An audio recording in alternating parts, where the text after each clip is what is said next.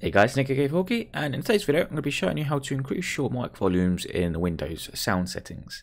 Now, a good friend of mine who plays Stardew has asked me to do this, so let's crack on. Down at the bottom right, it should be the same for Windows 7 as well. If it isn't, then let me know in the comments and I can do an updated video and I'll probably delete this one.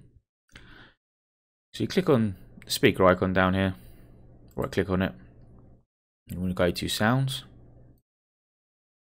then you should have this window come up.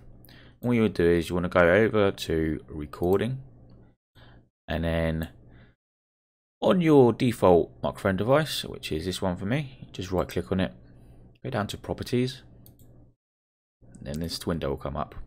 Okay, now you want to go over to levels, and then here normally it will be down to around 90 odd. It sometimes does default, I don't know why. So you scoot that over to 100. Then that should increase your mic levels to its default 100% sound. Hope this helps you out, guys. If it has, feel to leave me a like down below. If it hasn't, leave me a dislike and leave me a comment in the comment section. And click sub for more of these type of videos. I also do gaming videos as well, so go and check those out. See you next time, guys. Love you all. I'll see you soon.